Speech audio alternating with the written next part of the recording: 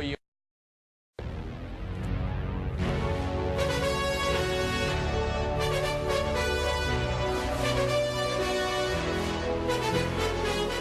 Dammi la precisione di Pierfrancesco, la regia di San Daniel e la grinta di Luca. Ottimo, mister. Direi che ci siamo. Dobbiamo creare un degno avversario. Ok, vorrei il cuore di Luca, le gambe di San Daniel e la visione di Pierfrancesco. Ottimo, mister. Mettiamoli alla prova. Tu lo sai fare questo?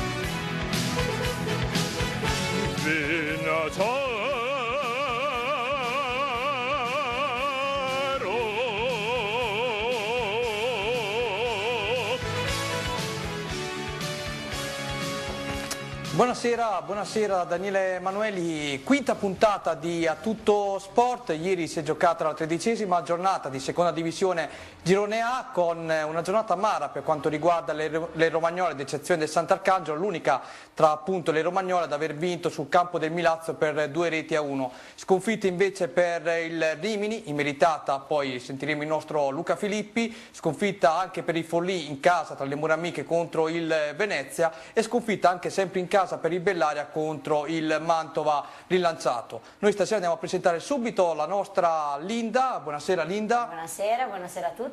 Iniziamo subito presentando i nostri ospiti. Partiamo da Daniel Unescu, centrocampista del Rimini. Buonasera a tutti. Il nostro Pierfrancesco Grossi. Buonasera. E il nostro Luca Filippi. Buonasera. Ecco qui, abbiamo visto appunto i nostri opinionisti, che saluto anch'io. Questa sera presenza graditissima del centrocampista del Rimini, Daniel Unescu. Buonasera Daniel, benvenuto per la prima volta da Tutto Sport. Non ti spaventare perché noi siamo un po' pazzi, abbiamo scelto di fare una trasmissione satirica e professionale allo stesso tempo. Vedo già per Francesco che annuisce, poi ti guiderà lui durante la puntata. Sono sicuro che qualche curiosità ce l'avrà anche lui da soddisfare, quindi qualche domandina arriverà anche dal nostro Luca Filippi. Dunque Pierfrancesco, iniziamo subito prima di lanciare il primo servizio. Sintetico, ti chiedo come al solito, partita, dicevo prima, giornata difficile per le romagnole, ha vinto solamente il Sant'Arcangelo. Sì, giornata assolutamente particolare e oserei definire sorprendente, ecco, perché intanto il Sant'Arcangelo, come ricordavi tu, è tornato alla vittoria e lo ha fatto fuori casa, come non succedeva addirittura dall'aprile scorso, era diventato quasi un incubo per la squadra di Masolini.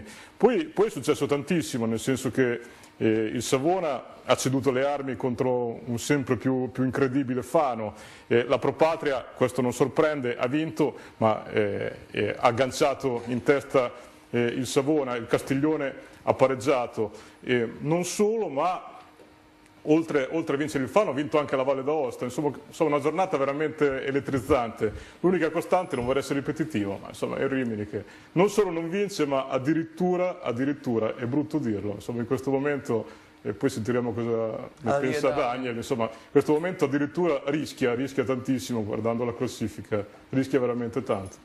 Ecco, intanto chiedo a Linda di leggerci appunto il numero per interagire con noi di SMS, mentre chiedo anche a Stefano di prepararci i risultati e la classifica. Prego Linda. Allora, il nostro numero è 333-6094-299. Ecco, quindi poi ringraziamo ovviamente anche tutti i nostri sponsor che avete modo di vedere per l'appunto in sovraimpressione durante la durata, e soprattutto anche il blocco di spot che riguarda sempre i nostri sponsor. Io direi, se Stefano è pronto, di passare alla lettura dei risultati della 13ª giornata di seconda divisione Girone A. Prego Linda. Alessandria Rimini 2-1, Bassano Casale 3-1, Bellaria Giamarina Mantova 0-1, Castiglione Monza 0-0, Forlì Venezia 1-2, Giacomense Valle d'Aoste 1-3, Milazzo Sant'Arcangelo 1-2, Pro Patria Renate 4-1, Savona Fano 2-3. Ecco, passiamo adesso alla lettura della classifica, vai pure. Pro Patria Savona Castiglione 26, Bassano 24, Alessandria 21, Renate 20, Forlì Mantova 19, Venezia 18, Monza 16, Bellaria Sant'Arcangelo 15, Giacomense 11, Rimini Fano Valle d'Aoste 10, Milazzo 7, Casale 5. Perfetto, bravissima e precisa come al solito.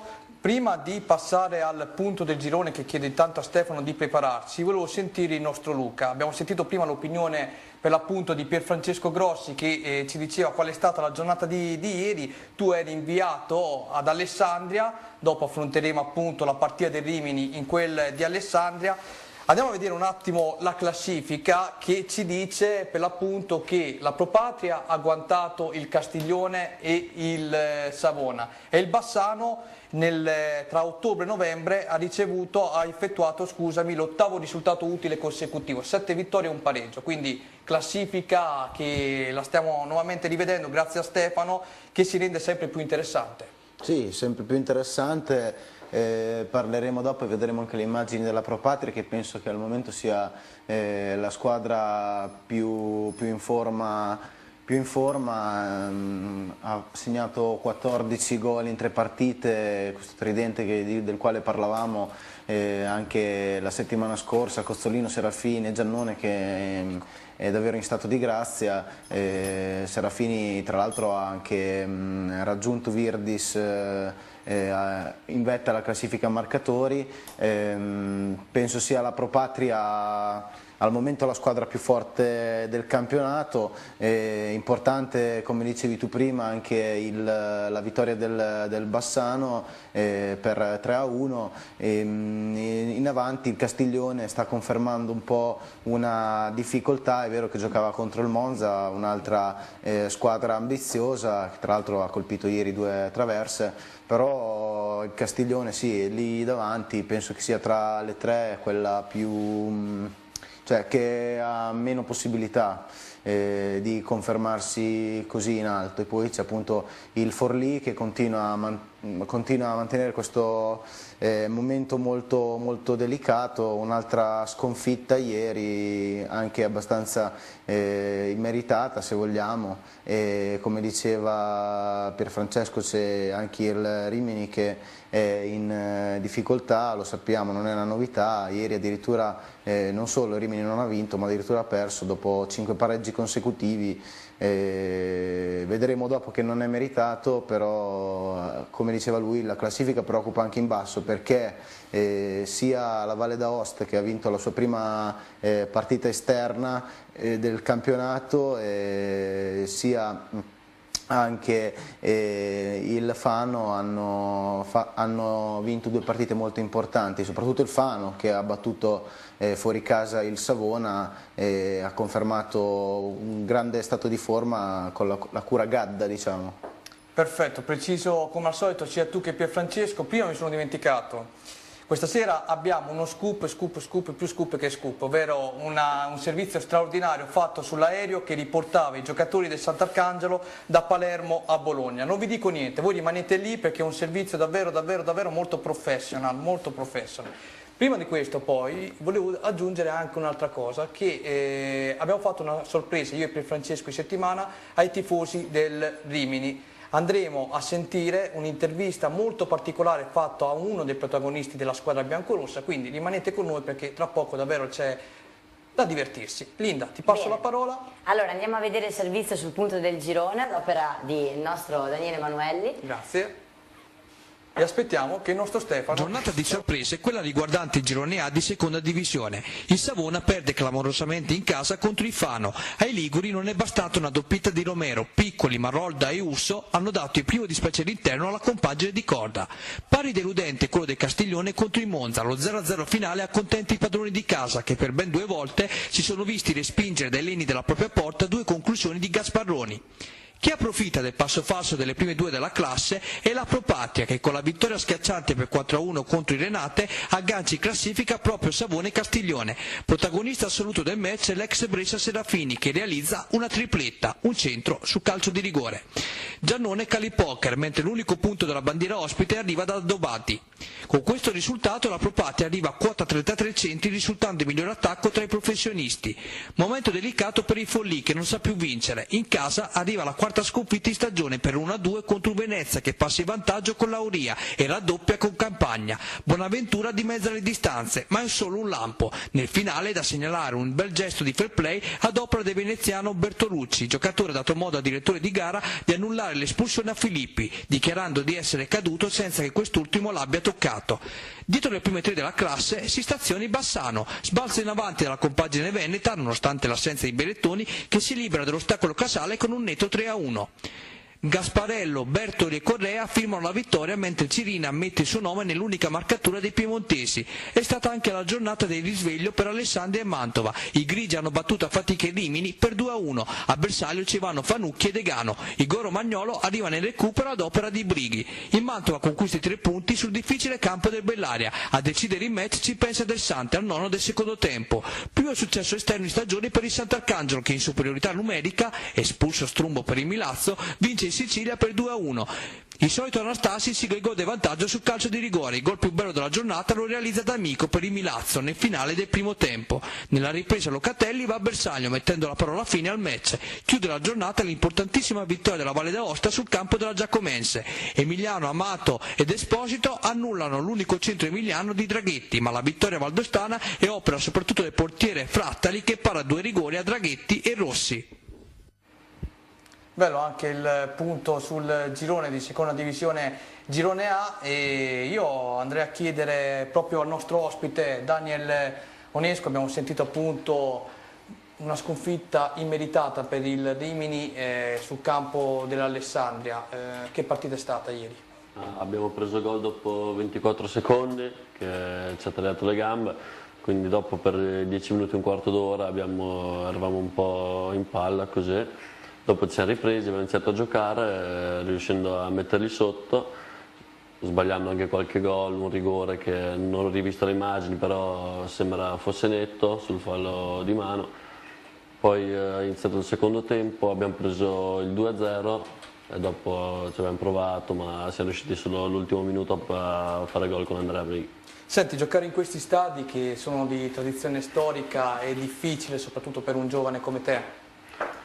Ma difficile non più di tanto, secondo me è più bello giocare negli stadi più grandi, così, che hanno la loro storia, quindi secondo me no. La classica domanda che si fanno tutti i tifosi del Rimini: come mai state attraversando questo periodo così difficile? Ma ultimamente stiamo giocando anche abbastanza bene, solo che abbiamo fatto 5 pareggi di fila, poi è arrivata la sconfitta ieri, non lo sappiamo neanche noi. Pierfrancesco, ti aspettavi questa sconfitta del Rimini? Noi stiamo approfondendo ovviamente il punto del girone, fra poco andremo proprio nella partita con le pagelle del nostro Super Luca. Ti aspettavi questa sconfitta? Guarda, io credo sempre che sia difficile venirne fuori quando le cose non funzionano.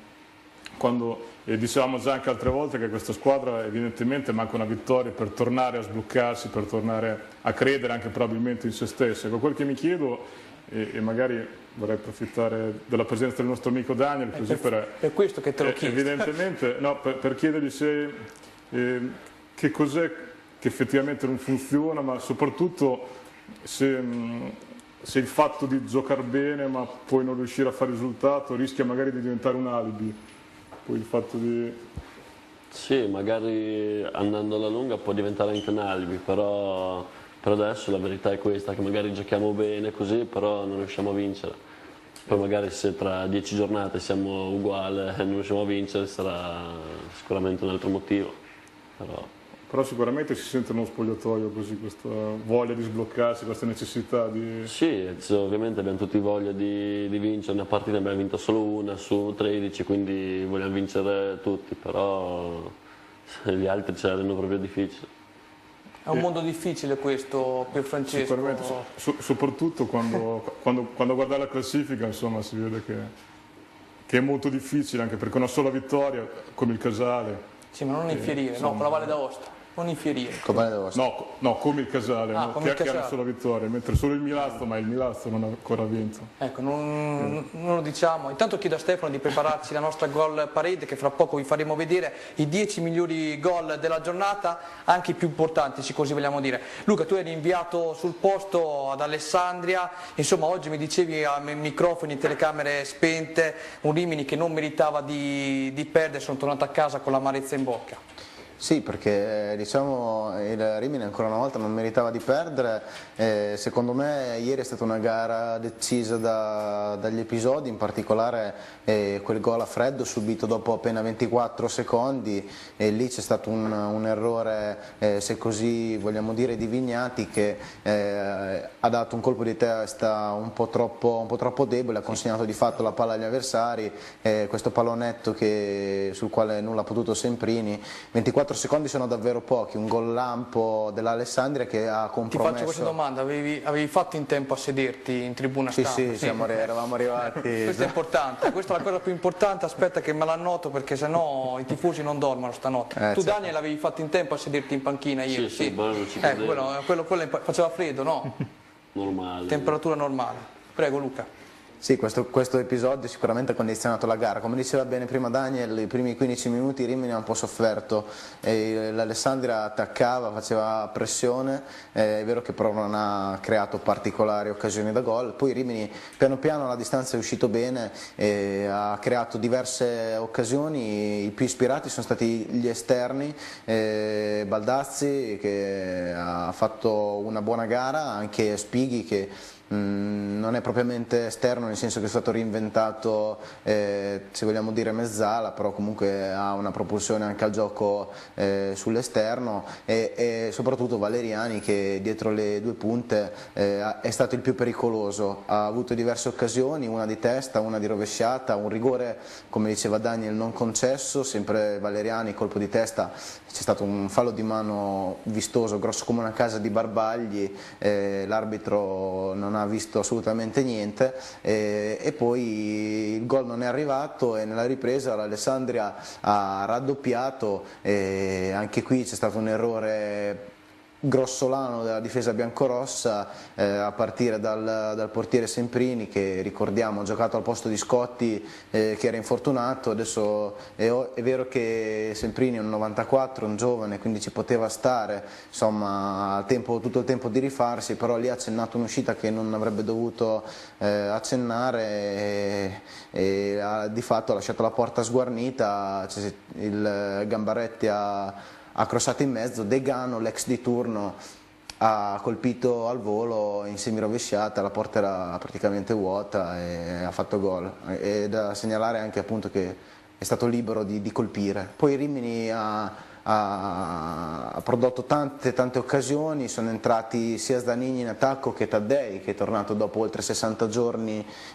dall'infortunio al piede sinistro e questa è una nota lieta se vogliamo, il ritorno di un giocatore così importante, però Rimini ha attaccato con tutte le forze, ha colpito anche due legni, uno con Spighi, tiro cross con destro a giro, ha colpito l'incrocio dei pali, l'altro con un tentato autogol, un quasi autogol di Gambaretti che ha colpito il palo, poi anche Baldazzi ci ha provato di destro dentro l'area, Taddei su punizione, però il gol non è arrivato se non nei minuti di recupero con Brighi che si è spinto in avanti sugli sviluppi di una punizione, Rimini ha accorciato il punteggio però non è riuscito a pareggiare, ormai era troppo tardi, non voglio dilungarmi troppo però dico anche che... No, non ti preoccupare, no scherzi, perché tempo sennò andare a Sant'Arcangelo e ritornarti, scherzi, vai, prego, continua. Volevo dire anche insomma, che di solito il Rimini aveva una tradizione positiva nei minuti di recupero,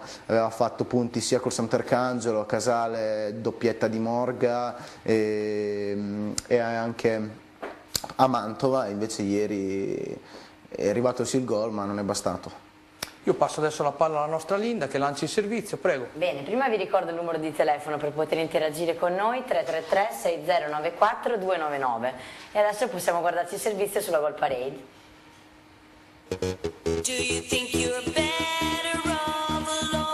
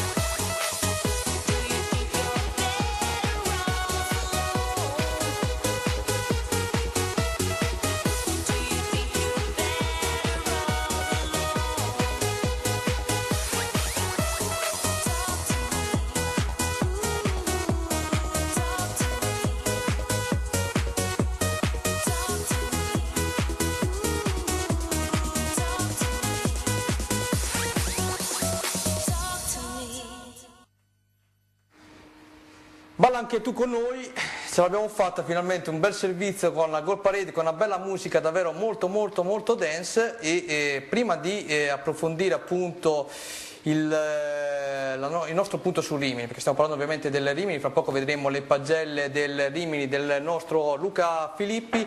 Volevo chiedere a Daniel, è un campionato difficile questo, senza ombra di dubbio, però come avevo detto nelle scorse puntate al tuo collega Rosini, da Rimini era lecito aspettarsi qualcosa di più, o no? Sì, si aspettavano tutti di più, molto di più, compresi noi. Poi abbiamo visto l'inizio di campionato che è stato proprio brillante, ci stiamo accorgendo che è più difficile di quello che sembrava. Senti, quanto è importante avere in squadra, perché più volte sia Luca che per Francesco l'hanno detto, ci sono giocatori strepitosi a Rimini come Taddei, come Morgan, quanto è importante avere dei compagni così in squadra? Sì, è molto importante perché magari qualche partita che non riesci a sbloccare o comunque a fare qualcosa, loro ti possono inventare da soli un gol, un assist, qualcosa del genere. Mentre chiedo al nostro Stefano di prepararci la pagella dei Rimini, volevo chiederti qual è stata la squadra che ti ha fatto maggiore impressione, affrontato ovviamente fino alla 13ª di campionato? Fino adesso la Pro Patria e il Bassano, però più la Pro Patria. Più la Pro Patria che il Bassano. Quindi per Francesco anche Daniel conferma un po' quello che avevi detto tu eri rimasto esterrefatto dalla prestazione della Pro Patria contro il Sant'Arcangelo, e Daniel sta confermando che la Pro Patria effettivamente ha sorpreso anche lui. Sì, ed effettivamente ha ragione, perché anche ieri ha rifilato 4 gol, ha agganciato la testa della classifica. Stai per dire 4 pappine, di la verità che ti ho visto. Ti ho visto con la coda dell'occhio, ti ho visto. Esattamente. Tripletta di Serafini che continua a segnare tantissimo, ricordiamo 2 doppiette e una tripletta, Mantova, Sant'Arcangelo e poi ieri questa tripletta Stendere e Renate. Insomma una squadra che gioca benissimo, che ha interpreti di altissimo livello, che già l'anno scorso ha vinto il campionato ai punti e anche quest'anno probabilmente farà lo stesso. Ecco, il Savona o eventualmente il Castiglione potranno appena stare al passo, che il Bassano, Savona e Bassano probabilmente stare al passo, ma penso che la Pro Patria alla fine lo spunterà decisamente. Io chiedo a Stefano di quadrarmi un attimo Pierfrancesco, no? Ecco, guarda, lui è vestito per andare a un matrimonio, inquadra me. Io sono vestito per andare a un funerale, stasera guarda, abbiamo fatto 1+1, veramente sembriamo ricchi e poveri stasera, però siamo belli anche così. Se Stefano è pronto andiamo a leggere la pagella di Luca, che ieri era nostro inviato ad Alessandria. Ti ringrazio Luca, hai portato anche bella sfiga a Rimini, però va bene così, dai. Ovviamente scherziamo, Luca Filippi onnipresente, vai pure. Semprini 5, spaesato insicuro, uscite avventate che costano la partita e giovane si rifarà. Andrea Brighi 6, segna il suo secondo gol in carriera, dietro non sempre è preciso. Rosini 6, scontata la squalifica torna a guidare la difesa. Vignati 5,5, il colpo di testa troppo morbido da il là al gol di Fanucchi. Ferrari 5,5, rispetto a Mantova 2 passi indietro, non in giornata. Spighi 6,5, conferma lo stato di forma eccellente, con un suo tiro cross il Rimini picchia la traversa. Marco Brighi 5,5, non ispira. Maita 6, luce d'ombre. Baldazzi 6,5, uno dei migliori, cross a puntaluomo, va al tiro, ritrovato. Valeriani 6,5, il più pericoloso, si procura anche un rigore che l'arbitro non vede. Morga 5,5, meno pimpante del solito, però si sbatte. Zanigni 6, entra e prova a far cambiare marcia. Palazzi 5,5, poco preciso, non incide. Taddei 6, rientra dopo oltre 2 mesi, ci prova sul calcio piazzato. D'Angelo 6, manca la brillantezza assoluta ma non la prestazione. Ma soprattutto mancano i 3 punti che non arrivano dal 23 settembre. Ricordavamo già anche in queste puntate che l'unica vittoria del Rimini è stata contro il Valle d'Aosta e purtroppo manca da tantissimo questi 3 punti. Ok, nel corso della puntata poi cercheremo con Daniel di approfondire maggiormente gli argomenti che riguardano per l'appunto la formazione biancorossa del Rimini, mentre chiedo a Stefano di prepararmi l'intervista al protagonista della settimana, che è un calciatore del Rimini. Io e Francesco abbiamo voluto fare questo omaggio ai tifosi del Rimini, spero che apprezzerete il nostro lavoro. Anzi Linda, te lo faccio lanciare a te. Bene, allora lanciamo la prima parte dell'intervista, l'attaccante del Rimini Francesco Morga.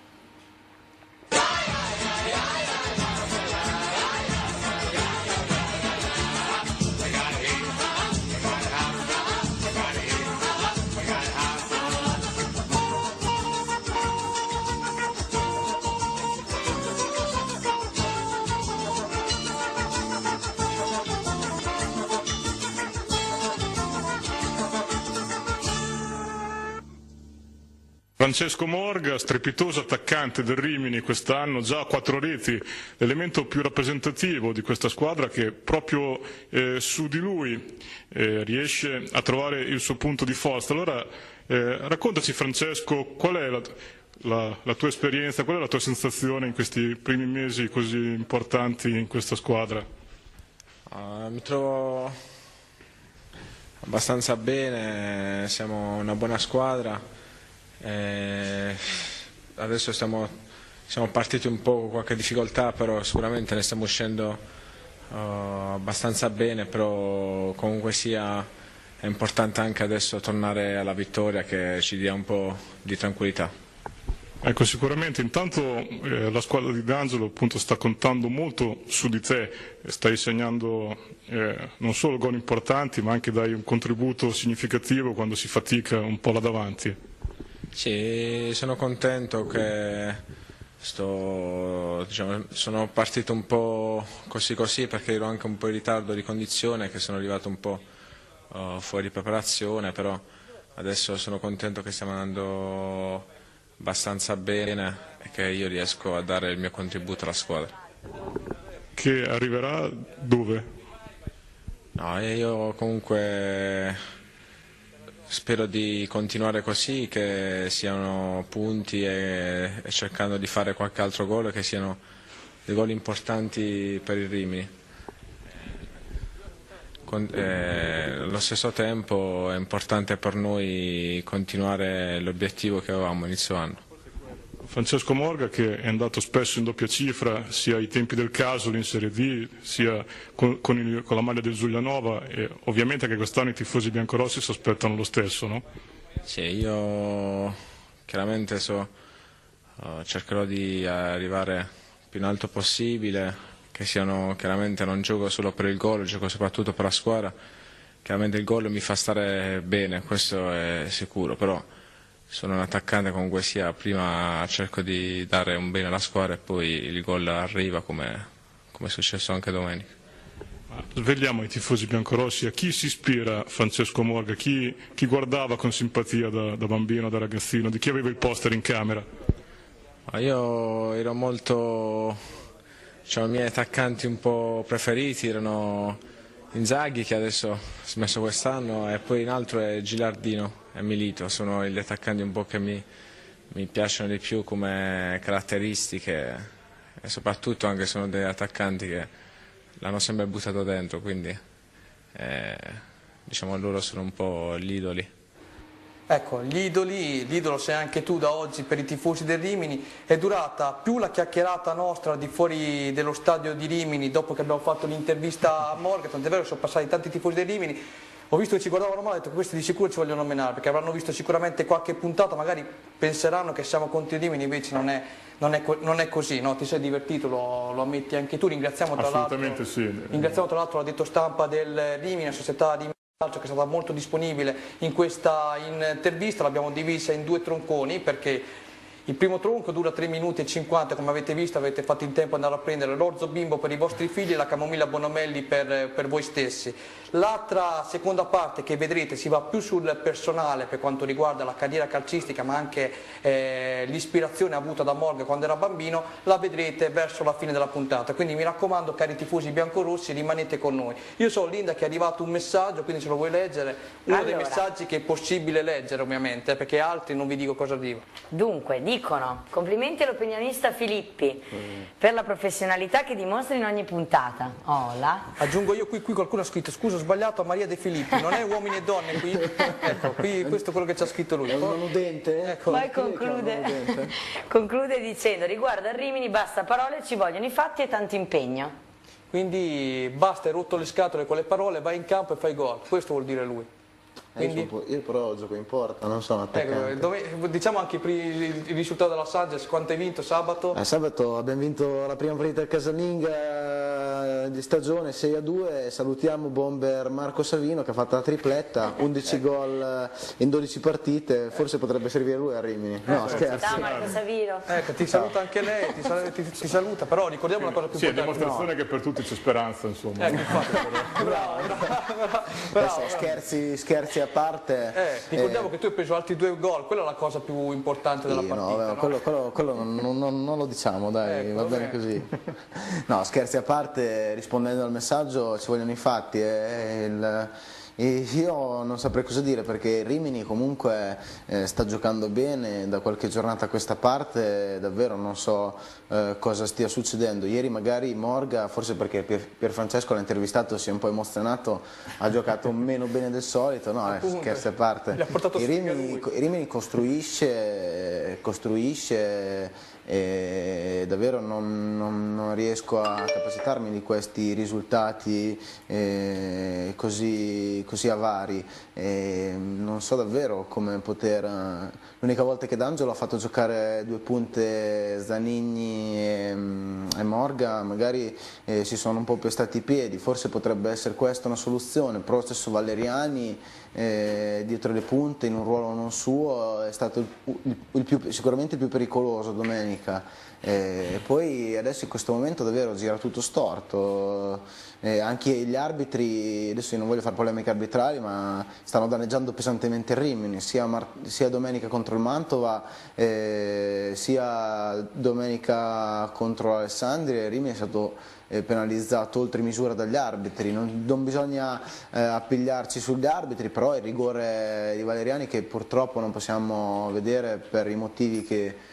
ha spiegato prima Daniele, però insomma il rigore è netto e evidente, un altro episodio che può cambiare la partita, così come prendere il gol dopo 24 secondi, anche pareggiare sul rigore, andare negli spogliatoi sull'1-1, poi ti cambia anche mentalmente, è tutta un'altra cosa. Il Rimini penso che col Castiglione domenica in casa abbia una grande possibilità di ritornare ai 3 punti. No, dicevo prima, avevo chiamato anche te, mi sono ricordato adesso che ti avevo interpellato anche a te perché oggi ne parlavamo io e te, ci siamo detti ma è possibile che il servizio del Rimini neanche questa settimana è arrivato? Tu mi hai detto proprio a me, mi raccomando stasera lo devi ribadire in trasmissione, se no passiamo per incompetenti noi, no? Sei d'accordo? L'abbiamo detto, massima educazione possibile, spero che non ci sia offeso nessuno, però non è possibile, dai, non è possibile. Sì, assolutamente d'accordo, perché è un peccato che a fronte di tante altre interessanti immagini di questa seconda divisione non si possa commentare invece proprio quelle del Rimini. Siccome non è la prima volta che succede, sembra incuria nostra, invece volevamo ribadire che No, poi tra l'altro stasera faremo un omaggio e penso che lo inserirò in tutte le puntate che faremo da qui alla fine a maggio, fino alla fine di maggio, includeremo anche tutti gli altri gol che ci sono stati della giornata, quindi vedrete a fine puntata, sul fine della puntata appunto 3-4 servizi scelti da me, Pierfrancesco e Luca, sulle 3 sfide secondo noi più importanti della giornata di ieri, oltre a quelle delle romagnole ovviamente. Chiedo a Stefano di prepararci nel frattempo intanto il servizio della trasferta di Milazzo, che si chiama Milazzo. Intanto Linda, se tu volevi ricordare nuovamente il numero di telefono dove ci possono scrivere i nostri amici. Allora, il numero di telefono è 333 6094 299. Quindi volevo tornare un attimo su Daniel Onescu. Prima ti ho chiesto ovviamente di giocatori importanti come Taddei e Morga. Un altro giocatore importante che citava anche prima Pierfrancesco è sicuramente Serafini della Pro Patria, uno che in questa categoria fa la differenza, insomma. Sì, io ho giocato l'anno scorso contro, anche quest'anno, sicuramente un buon giocatore per la categoria, sarebbe il massimo averlo, però noi preferiamo i nostri, ci teniamo i nostri. Sapevo che mi rispondevi così. Speriamo facciano gli stessi gol. Senti, ne parlavo con te prima dell'inizio della puntata, no? Noi scherzavamo, gli dicevo a lui: guarda, ti ho messo centrocampista, spero che per te non sia un'offesa perché comunque so che tu puoi giocare sia difensore che centrocampista. Possiamo dire tranquillamente, senza che D'Angelo ci senta, quale ruolo preferisci dei due? No, sicuramente preferisco il mediano. Ecco. Quindi ti trovi bene in quella posizione lì, adesso ci parlo io con D'Angelo, non ti preoccupare, cerchiamo anche di farti giocare un pochino più spesso.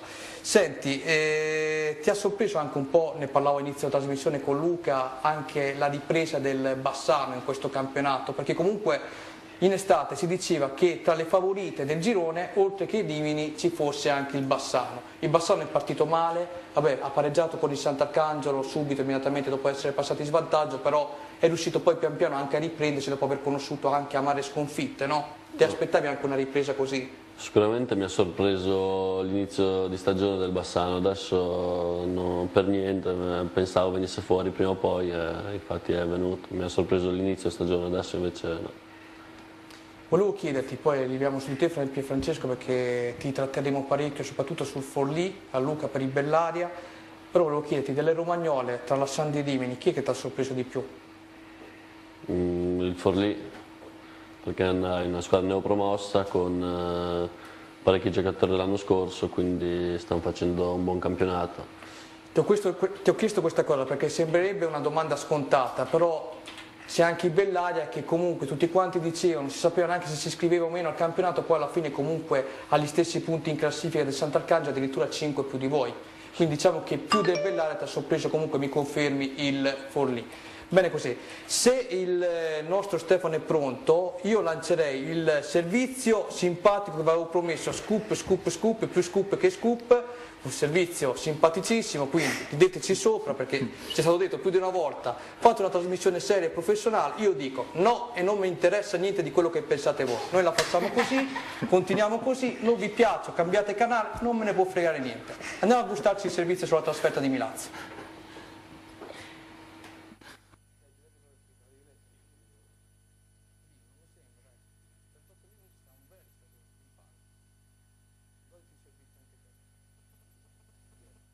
Piatto del pesce, tra meno di mezz'ora staranno male. Si tratta di una cosa seria. Estremamente grave. Si manifesta all'inizio con aumento della temperatura e secchezza delle mucose. Quando il virus entra in circolo, il malato ha forti giramenti di testa. Può anche insorgere un prurito irrefrenabile.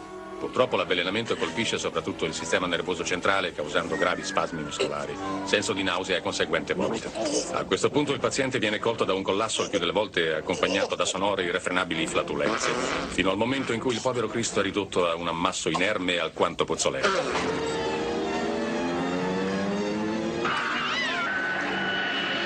Vado a fare una visita anche in cabina.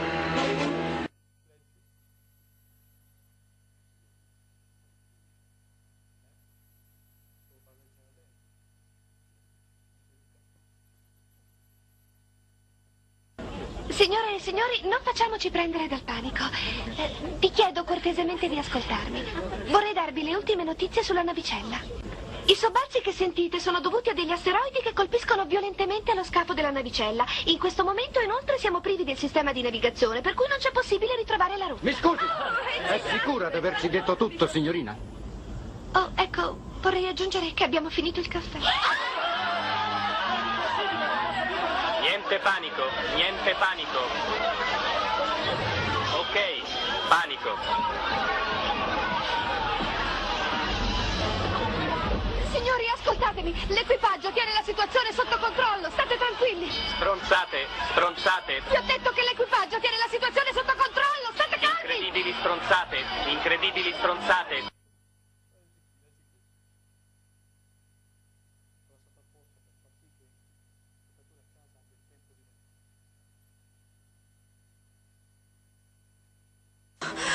Oddio, non ce la faccio più. Devo scendere da qui. Devo scendere da qui. Si calmi, cerchi di controllarsi. Signorina, lasci stare. Si calmi, si calmi. Si calmi lei e torni a sedere al suo posto, ci penso io, la signora. Si calmi, signora. Su, si calmi. Si controlli. Dottor Rumack, ha desiderato il telefono. Grazie. Andrà tutto bene, vedrà. Cerchi di riprendersi, torni in sé. Si calmi. Ci penso io. Voglio scendere da qui, voglio scendere. Fatemi scendere, voglio scendere da qui.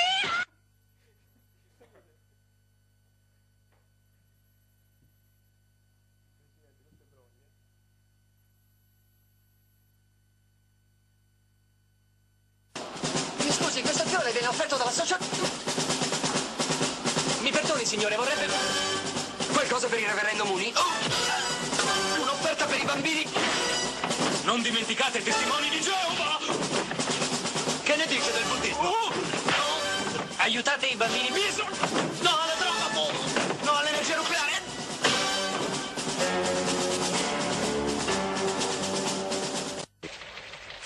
D'accordo, Steve, ora guardiamoci negli occhi.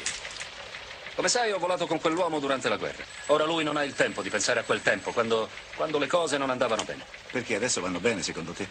Voglio dirti una cosa importante. Ted Stryker era uno dei migliori capi squadriglia, figurati un po' gli altri. Senti, Rez, mettiti in contatto con quel tizio e fallo atterrare. Spiegagli per filo e per segno la manovra di atterraggio. Prendilo per mano e portalo sulla pista. Cascasse il mondo, quell'aereo non deve cascare. Non cascherà.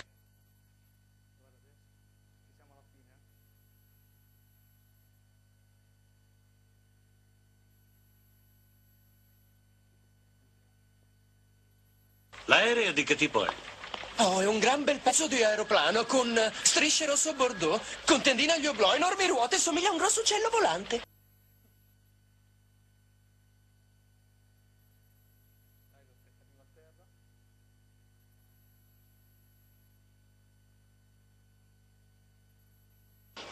Voglio tutte le luci su quella pista di atterraggio. Ma certo, guarda là.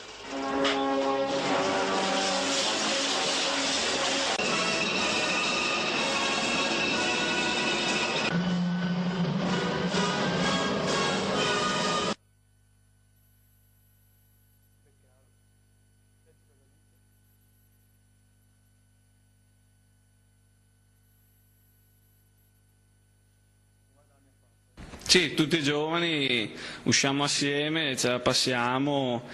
Ah beh, anche i vecchi ci danno una mano, ci siamo integrati bene col gruppo, diciamo. Va bene, ti è piaciuto?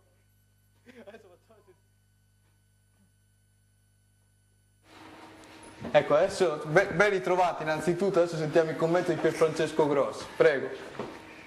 Sei in diretta, Senza parole?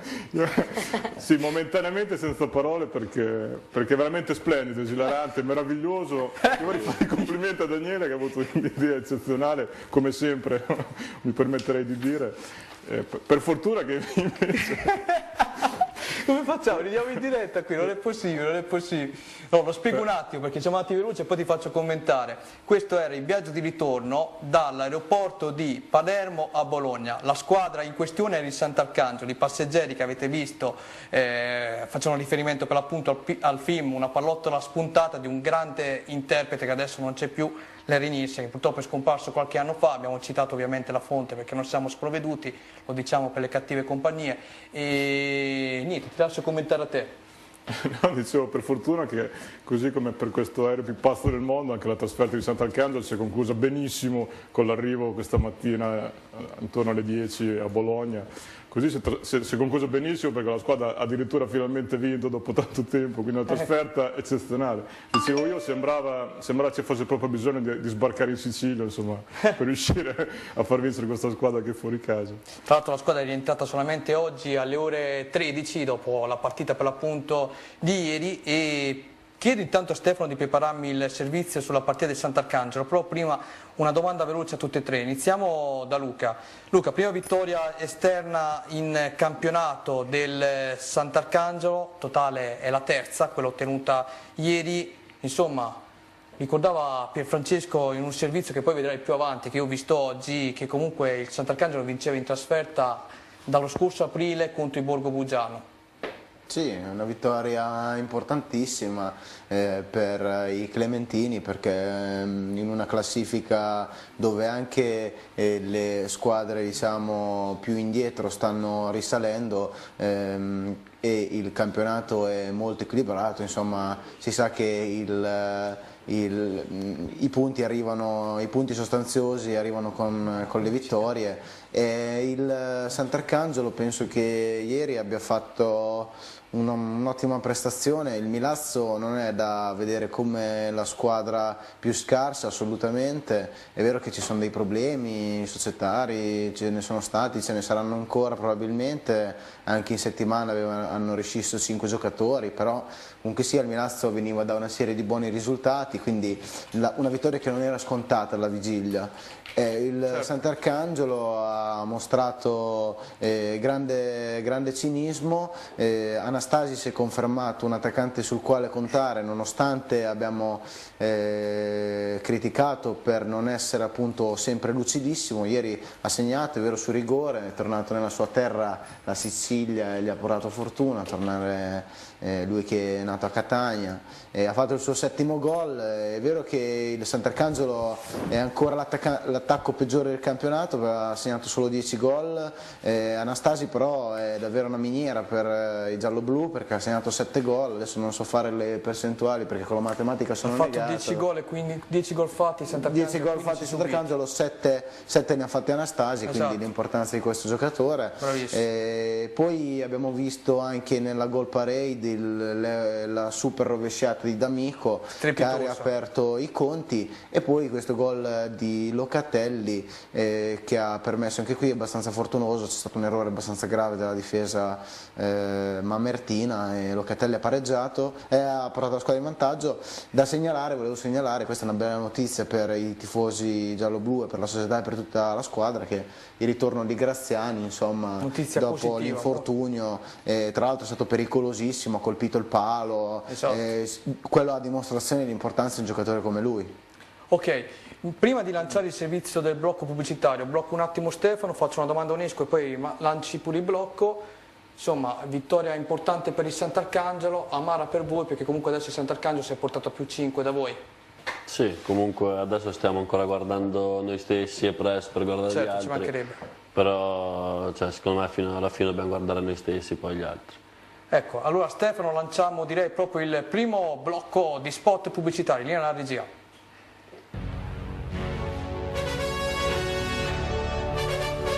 Ristorante Le Due Torri a Toriana, infoline 0541 67 5506. A peso d'oro ci trovi nei nostri negozi di Rimini, Riccione, Bellaria, Sant'Arcangelo e Pesaro. Mondo Pizza Fabbri, zona industriale di Talamello, info 0541 92 62 95. Bellissima parrucchieri ed estetica unisex, via Ada Negri 79 Rimini. Metalmeccanica Marecchiese, vendita e assistenza macchine da giardinaggio, ci trovi a Santa Maria di Maiolo.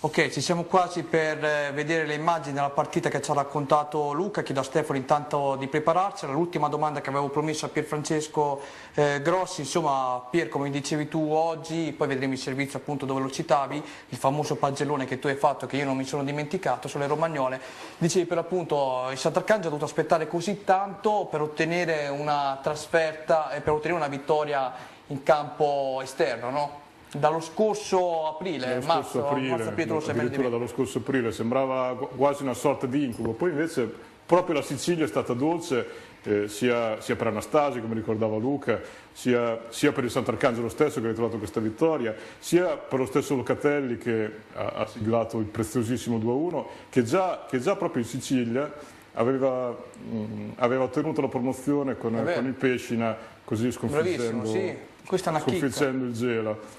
Così vittoria in casa e poi 1-1 proprio in Sicilia.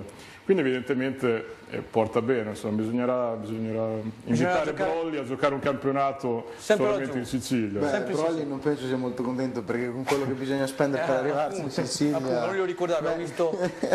poi le trasferte saranno così come quelle che ci hai illustrato tu. Appunto, se hai visto come si è arrabbiato facendo il generale in quelle vesti il nostro amico Brolli, io Linda ti lascerei lanciare il servizio riguardante la partita del Sant'Arcangelo, a te la parola. Esatto, andiamo a vedere adesso il servizio su Sant'Arcangelo. La Penta Edilizia di La Penta, Wilmer e Loris si occupa di opere edili, intonaci, premiscelati, vendita e materiali per edilizia, vendita e noleggio attrezzature. Ci trovi in via Sant'Arcangiolese 4133 a Poggio Berni. Siamo aperti da lunedì al venerdì dalle 7 alle 12 e dalle 13:30 alle 19 e il sabato mattina dalle 7 alle 12. Infoline www.lapentaedilizia.it. La prima azione del match è targata a Sant'Arcangelo, Locatelli al quarto minuto, cross al centro dell'area, Canini anticipa anche Anastasi di testa, conclude all'alto. Il Milazzo risponde con questo tentativo di D'Amico che viene smorzato dalla difesa ospite. Ancora il Sant'Arcangelo a fare la partita, lancio lungo a innescare Anastasi che fa tutto bene, viene sul momento più bello, viene atterrata in area di rigore da Strumbo. Per il direttore di gara si tratta di espulsione del difensore siciliano, considerato ultimo uomo, e calcio di rigore per il Sant'Arcangelo. Dal dischetto Anastasi fa 1-0. Settimo centro di stagione per l'Airone del Sant'Arcangelo, terzo sul calcio di rigore. La risposta di Milazzo, conclusione di Lewandowski che termina di niente alla sinistra del portiere Nardi. Locatelli prova a scaldare le mani a Tesoriero che fa buona guardia e respinge la sua conclusione. Ancora in Milazzo a rendersi pericoloso, sempre sul calcio di punizione, questa volta D'Amico spedisce al lato. Qui su un errore, un'ingenuità della difesa locale, ne approfitta Anastasi che sul più bello opta per un pallonetto che termina alto. Il Milazzo si fa vedere dalle parti di Nardi, il portiere fa buona guardia. Ancora il Milazzo a farsi vedere in area ospite con questo tentativo da parte di Lewandowski che appoggia per il compagno D'Amico che spedisce tra i pugni di Nardi che si rifugia in calcio d'angolo. E al 44esimo il gol del pareggio, cross di Pepe, rovesciata spettacolare di D'Amico, Eurogol, gol più bello della giornata. Il Sant'Arcangelo nella ripresa va subito in gol, dubbio. Fallo commesso da Anastasi sul portiere Tesoriero, secondo il direttore di gara si tratta di calcio di punizione, quindi gol annullato. Poi Rossi a provare dalla distanza ma il suo tentativo termina al lato. E ancora il Sant'Arcangelo a rendersi pericoloso, ci prova il capitano Baldinini, conclusione centrale, Tesoriero fa buona guardia. Dall'altra parte si rivede il Sant'Arcangelo stavolta con il colpo di testa di Graziani che termina sul palo clamoroso per l'attaccante che rientrava proprio oggi. E ancora Graziani che innesca l'azione che porta al 2-1 del Sant'Arcangelo. Il pallone viene smorzato di testa da Rossi, quel tanto che basta che permette a Locatelli di fare 2-1. Primo gol in stagione per il terzino del Sant'Arcangelo. E ancora il Sant'Arcangelo a fare la partita con questo traversone di Ciccio Graziani sul quale non arriva nessuno, si rifugia in calcio d'angolo la difesa locale. Il Milazzo si fa vedere nuovamente dalle parti di Nardi con questa conclusione che termina tra le braccia dell'estremo difensore ospite da parte di Lewandowski. E poi per ultimo ancora il Sant'Arcangelo con lo scatenato Locatelli, conclusione che termina di un niente sul fondo. L'ultima azione targata rosso-blu con questa conclusione dalla distanza ad opera di Rassa che termina alto sopra la porta, difesa dal bravo Nardi. 2-1 Sant'Arcangelo, poi vittoria fuori casa per la formazione romagnola. Perfetto, abbiamo visto per l'appunto il servizio relativo alla partita tra Milazzo e Sant'Arcangelo con la vittoria appunto del Sant'Arcangelo per 2-1. Passo un attimo la palla alla nostra Linda. Allora vi ricordiamo intanto il numero per interagire con la trasmissione, 333-6094-299. Perfetto, allora Pierfrancesco, 2-1, 3 punti, tutti felici e contenti, adesso il Sant'Arcangelo deve continuare su questa strada.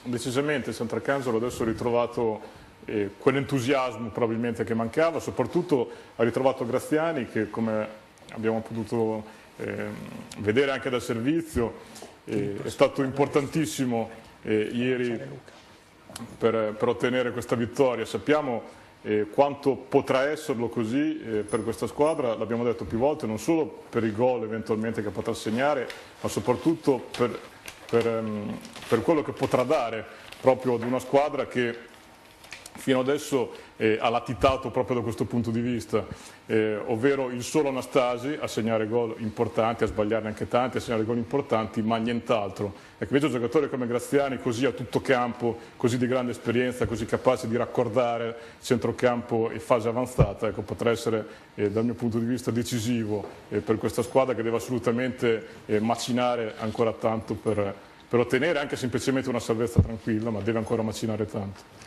Perfetto, perfetto. Se rientriamo adesso in studio, volevo farti un regalo. Ieri c'è stata una partita, ieri sera, no? Non so che tipo di partita fosse, tra Milan, credo Milan-Juventus, la squadra più forte d'Italia che perde contro una squadra, non dico la parola, però allo sbaraglio, no? Quindi è stato un bel onore essere juventino oggi. Molto, infatti guarda, notavamo che proprio questa squadra più forte d'Italia, del mondo, mi permetterei di dire. Intanto ricordiamo che il Napoli ha vinto gol di Hamsik a Cagliari 1-0, l'Inter sta facendo 0-0, il San Marino 0-0. Si permette di cedere all'Inter, addirittura al Milan. Ma insomma sappiamo che l'adagio recita chi ride bene e chi ride ultimo. Quindi... Guarda, ti hanno ascoltato, è venuto giù questo è il pupazzetto, si chiama UEA. Io credo solo in un Dio, Dio UEA. Se Stefano ce lo vuole inquadrare, te lo faccio vedere, guarda, questo qui è il UEA. Ecco Linda, io l'ho portato anche per te questa sera, perché lui ti deve proteggere da tutti gli assatanati che ti scrivono durante questa trasmissione, perché io prima ho detto non possiamo leggere gli SMS perché non oso dire cosa arrivi qui, di tutto, di più, però ovviamente noi siamo fatti così. Prima, Stefano, intanto ti faccio... Però insomma qualche soddisfazione va data a tutti, no? Quindi, aspetta, ricorda, tu quest'anno stai capendo di calcio, forza Milan, e quello è il Dio che ti protegge, UEA, ricordati questo, il Dio UEA. Daniel, squadra tifa. Milan. Grande, tu sei il numero uno, tu sarai ospite fisso qui, prendi il posto di uno dei due. Mentre chiedo a Stefano di prepararci le pagelle, una domanda velocissima con risposta altrettanto veloce da fare a Luca. Luca, rientro importantissimo di Graziani, tutti felici e contenti? Sì. Vai tu la risposta? Benissimo, vuoi andare con la pagella del Sant'Arcangelo che io te la leggo, non mi inquadrare, così eccola qui la pagella del Sant'Arcangelo che andiamo a leggere. Dunque, ieri c'è stata l'importante vittoria contro il Milazzo, ecco la pagella: Nardi 6, Fabbri 5,5, Beccaro 6, Cola 6, Benedetti 6, Giovanni Rossi 5,5, Baldinini 6, Obeng 6,5, Locatelli 6,5, Saporetti 6, Oliboni ovviamente che è stato al suo posto a SV, Anastasi 6, Canini 5,5, Graziani che è entrato all'11° della ripresa 6,5 e Masolini 6,5. Questa era un po' la pagella del Sant'Arcangelo Calcio. Io passo puntualmente la parola a Linda, anzi aspetta un attimo Linda che sto andando troppo avanti con la scaletta, prima chiedo al nostro Stefano, gli do il tempo di preparare il servizio del nostro Luca sul Bellaria. Prima di lanciare il servizio però chiamo proprio Luca e ti chiedo Luca, che partita è stata ieri tra Bellaria e Mantova? Beh, penso sia stata una partita... Ecco, stai su. Guarda, sta guardando male anche UEA, si è arrabbiato. No, UEA non mi devi guardare male. Guarda, sta guardando male. Penso sia stata una partita abbastanza... Ti interrompo Renzo, tu che stai parlando al di là dei nostri schemi, nessuno ti vede, anzi Stefano, sei milanista, sei contento, no? Immagino, facci sentire il tuo urlo, sì. Ecco, vai pure Luca, scusa, ma era fondamentale ricordare che Milan 1, Juve 0, vai. Sì, come ricordavo, qualche soddisfazione va data a tutti. Ma ripeto, guarda voi, si è incavolato ancora di più, prego Luca. È stata una partita inizialmente bloccata, il Mantova ha vinto 1-0 sfruttando un'incursione di Del Sante che si è dimostrato bomber di razza, dentro l'area ha colpito dove insomma Rossini non è potuto arrivare. Una partita non con tantissime occasioni, il Bellaria Sicuramente ha pagato caro prezzo l'espulsione di Bernacci per proteste al quarto d'ora della ripresa. Da Bernacci, adesso io non ero allo stadio, Pierfrancesco può dire quello che ha visto, però, No, meglio che non lo dica, vai avanti. però un giocatore così, come dicevamo proprio Pierfrancesco, ti fa la giocata e poi però ti fa anche adesso non si può dire la parola perché siamo in fascia protetta, Ecco, non posso lo dire dire, parolacce. non lo dire. Diciamo cavolata, ecco, un Bravo, così mi piace. colpo di testa, no? Si dice che ci sono state queste proteste di Bernacci e l'espulsione diretta che ha penalizzato la squadra per il proseguio della partita. Ci sono state poche occasioni, una di Angelino, alcune di Fall che ha giocato con una protezione visto che aveva avuto l'infortunio al bicipite femorale. Queste sono partite che il Bellaria non deve perdere perché quando due squadre non fanno calcio trascendentale e il Bellaria si deve salvare è proprio il momento in cui bisogna fare punti. E magari ci può stare una partita che perdi come sarà la prossima con la Pro Patria, speriamo di no, e quando appunto gli altri ti mettono in difficoltà, ma quando le partite sono sullo 0-0 con un Mantova non eccezionale, allora magari è il caso appunto di fare punti. A livello tattico il mister Pepe ha confermato il 3-4-1-2, ha fatto delle scelte abbastanza precise, mirate, come per esempio ha fatto giocare Bongorà dietro le due punte proprio per questa regola sui giovani, per il minutaggio, e quindi ha mandato in panchina Tattini, è tornato Gerolino in difesa che assieme a Fantini e Maccarrone sono una garanzia. Centrocampo ha preferito Raparo a Perrino e quindi dai, insomma, vedo qui Daniele che mi sta dirigendo non so l'orchestra. cosa sta facendo, però insomma dai, dopo 2 risultati utili consecutivi è arrivata sta sconfitta, può far bene, può far male, non si sa, però insomma il Mantova che abbiamo visto sia a Rimini che ieri non è che ci ha entusiasmato più di tanto, quindi non lo so. Finito. Sì, finito. Mamma mia, 0-1, è finita la partita, passo subito la parola a Linda. Andiamo finalmente a vedere questo servizio del Bellaria Mantova di Luca Filippi. Grande Luca. Finisce l'imbattibilità casalinga del Bellaria che viene superato di misura dal Mantova grazie alla rete di Del Sante. Il Fortino Nanni dunque torna a sentire la parola sconfitta dopo oltre 8 mesi. L'ultimo KO risaliva infatti all'11 marzo 2012, quando il Romagna passò l'Alessandria. Pepe conferma il 3-4-1-2, Fall supera il Provino e nonostante non sia al top per un infortunio al bicipite femorale stringe i denti. Ibra Bongurà preferito a Tattini sulla tre quarti, Gerolino torna dall'influenza. Al nono i virgiliani ci provano con una punizione di Cerone che si stampa sulla barriera. Poco più tardi, angolo per il Bellaria, Festa ci va 2 volte di pugno e sventa con qualche affanno.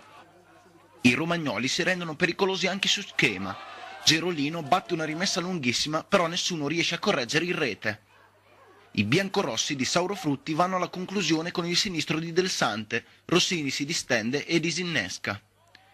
Primo episodio contestatissimo della gara. Bernacci viene steso da Girelli. Pare ultimo uomo e chiara occasione da gol. L'arbitro si limita al cartellino giallo. Nel finale di tempo è il Leone di Dakar a sfruttare un disimpegno errato della difesa lombarda. L'attaccante carica il destro che termina di poco alto.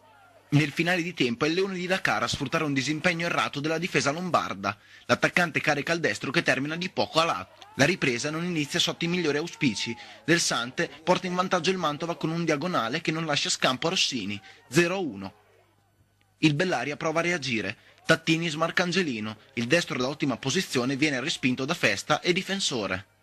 Al 16° l'arbitro va dall'assistente e tira fuori un cartellino rosso. L'ex di turno Bernacci viene mandato sotto la doccia per proteste. Bellaria in 10 uomini, gara ancora più complicata. I romagnoli, nonostante l'inferiorità, cercano il pari con un'altra conclusione di destro di Fall, che però non crea gli effetti sperati. Nel finale Del Sante prova a chiudere la gara, ma non riesce a centrare lo specchio della porta. Al Nanni finisce 1-0 per il Mantova e domenica arriva la furia pro patria. Bello, complimenti, mi è piaciuto molto il servizio, ringraziamo ovviamente il nostro Luca Filippi che ieri eri contemporaneamente ad Alessandria e a Bellaria, no? A parte gli scherzi, so che volevi aggiungere Ero una cosa su anche Bellaria. a Milazzo. No, So che volevi aggiungere una cosa, dimmi pure sul Bellaria. No, sì, proprio come in apertura di servizio dicevo appunto di questo Fortino Nanni che ha conosciuto la sconfitta, il Bellaria in casa quest'anno aveva costruito tutte le sue fortune, dopo due vittorie e 3 pareggi è arrivata questa sconfitta che l'ultima risaliva appunto all'11 marzo dell'anno scorso quando l'Alessandria espugnò il Nanni. Purtroppo era preventivabile prima o poi una vittoria, cioè un passo falso, però insomma questa piccola statistica insomma che insomma questo fortino che è venuto a crollare. Ok, finito. Sì, basta. Perfetto, rientriamo in studio mentre chiedo a Stefano di prepararci la pagella del Bellaria. Volevo chiedere un attimo a Daniel, che effetto ti ha fatto affrontare il Mantova una settimana prima, farci 2-2, pareggiare 2-2 con loro e vedere che questi qui, belli freschi, hanno vinto sul campo del Bellaria dove voi avete pareggiato? Ma sicuramente il Mantova è una buona squadra, davanti sono molto attrezzati e Del Sante ha fatto gol, ne ha fatti parecchi quest'anno. Mi dispiace per il Bellaria che ha perso così, che ha avuto 2 o 3 occasioni da gol, però anche per sfortuna il Mantova si è dimostrato più compatto. Approfittando di questo servizio, ho definito il Mantova un po' la squadra più pazza tra virgolette del girone perché era partito un po' in sordina, poi si è ripreso, poi ha avuto un altro stop e adesso sta risalendo pian piano la classifica. Insomma, ti sembra una squadra ben attrezzata anche per poter puntare ai playoff? Ma il playoff secondo me è difficile perché ci sono parecchie squadre avanti che stanno dimostrando sulla carta di essere più forti, però non si sa mai. Non si sa mai, pallone rotondo. Allora, se è pronto il nostro Stefano con la pagina del Bellaria, io interpreterei subito il nostro Pierfrancesco Grosso, al quale lascio la parola e poi non ti preoccupare, ti faccio dire tutto quello che vuoi, però mi raccomando, vai pure. Rossini 6, nulla può su Del Sante, nel finale chiude il varco a Bersi. Maccarrone 6, s'adopera, ma fallisce da un passo la palla della svolta. Fantini 6, un giallo per mano, ma tanta solita abnegazione. Gerolino 6, provvidenziale allo scadere su Pietribiasi, ma già a giochi fatti, comunque positivo. Angelino 6, tenta anche la conclusione, certo impegno. Mariani 5,5, lascia Del Sante la zolla per suonare Rossini, dopo un giallo a strappare la maglietta al lanciato avversario, e Pepe lo toglie. Perrino 6, una giocata che costringe l'estremo difensore ospite alla prodezza, ma non fa festa. Raparo 6, corre per la squadra, generoso. Masullo 6, appoggia Mancina e talora scodella. Tiam 6, prime esperienze per allattato dalla lupa, pasticcia inconcludente ma con cuore inventiva. Tattini 6,5, lui sa giocare, è di classe, entra al secondo atto e canta, ma quando l'opera è già fischiata. Fal 5,5, la voglia di un leone al cospetto del Mantova che lo ferì, ma nelle gambe la fiacca. Bernacci 5,5, bisticcia troppo col diretto marcatore, poi parla anche troppo da rosso. Liguori senza voto. Pepe 6, in bilico fra scelte sue e quelle societarie, ma scivolone a parte i numeri parlano comunque sempre per lui. E comunque per lui grinta e gioco. No, ti ho visto, queste sono pagelle, ti faccio i complimenti perché tu usi delle parole importanti, no? Tra l'altro mia nonna sabato sono andato a portare l'albero di Natale in soffitta, mi ha detto, ho visto la trasmissione lunedì scorso, mi hanno fermato anche le mie amiche, conosciamo Pierfrancesco, l'abbiamo visto cantare, suonare. Io ho pensato, ma avrà fatto un concerto nelle chiese. Quando mi hanno detto così ho pensato, Padre nostro, Ave Maria, aiutaci tu. Però è un gruppo di fans, tra virgolette, allupate, di circa un'ottantina d'anni che hanno questo debole per te, te lo devo dire. Quindi contento, no? Fa piacere, è evidente che vuoi fare cantando... l'autografo? No, ecco. No, cantando lirica che ha avuto il suo spazio, come tu ben sai, fino all'800, inizio Novecento. I miei fans, ecco, ovviamente sono probabilmente di quell'età, spero che ben presto possano essere anche più giovani. Meno male che non si è limitato a raccontarmi la storia della lirica, perché altrimenti facevamo qui notte tarda. Ma ci sarà tempo. Ci sarà tempo, speriamo di no. Senti, se no dopo tu non me lo perdoni, io so già. 30 secondi proprio di numero, come ha risposto Daniel Onescu, che è stato velocissimo nelle risposte, anche tu. Allora, in Bellaria l'hai visto, sei andato lì, ieri ti sei portato un pacco di Loacker come avevi fatto a Forlì, te li sei mangiati tutti. È stato il tuo gradimento la partita ieri? No. Ecco, a posto, basta qui. Benissimo, abbiamo sentito il commento molto interessante di Pier Francesco Grossi, tieniti pronto? No, ci tiene a parlare, fallo Vuoi parlare. parlare del Bellaria? Allora ti faccio parlare del Bellaria. Vi do il permesso. Ok, dai, spara pure perché c'è il nostro Luca Filippi che ha portato il gagliardetto e ti ascolta. Sì, infatti mi permetto di esprimere anche un giudizio sul Bellaria del nostro amico Luca. Ok. Un Bellaria che ieri effettivamente non ha molto convinto. Fermati un attimo.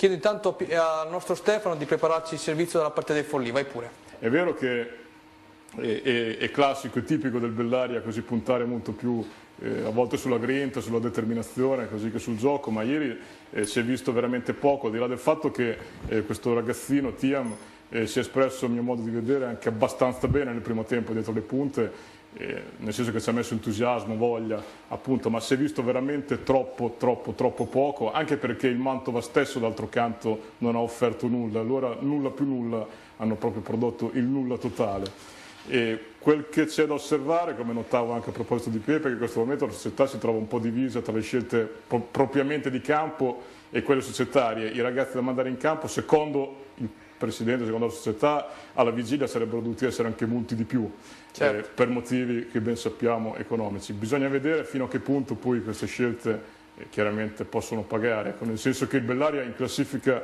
sta bene, in questo momento sta bene, però è ancora molto presto, quindi non si può rischiare. Ecco, un'ultima osservazione, se mi permetti di fare a proposito di Bernacci, che ieri si è anche esibito in una rovesciata che pareva quella di Ibrahimovic contro l'Inghilterra, insomma, anche se lui non ha centrato la porta, ci ha provato. Bernacci che è sempre un po' nel bene e nel male, ecco, Bernacci che abbiamo detto tante volte quanto sia fondamentale per questa squadra, punto di riferimento assoluto, decisivo là davanti, al di là dei gol che segna. Ecco, qualche volta si lascia andare però anche a giornate un po' negative, tipo quella di ieri, l'abbiamo visto fin dall'inizio un po' troppo nervoso con Girelli, il suo diretto marcatore, al di là di quel fallo che poteva essere da rosso, come era evidenziato nel servizio. E poi quelle parole di troppo che non abbiamo ben capito dalla tribuna, ma insomma deve aver detto qualcosa al guardalinee, probabilmente perché il portiere avversario ritardava la rimessa in campo. Insomma, però non deve lasciarsi andare a questo. È stato anche buffo il contrasto tra lui e il guardalinee quando è andato a spiegarsi. Insomma, Bernacci alto il doppio di questo guardalinee, così è stato anche simpatico. Ma insomma, non bisogna lasciarsi andare a queste cose perché nel secondo tempo il Bellaria ha patito effettivamente la sua assenza. Perfetto, io passo la palla adesso alla nostra Linda. Bene, andiamo a vedere il servizio della partita tra Forlì e Venezia del nostro Pier Francesco Grossi.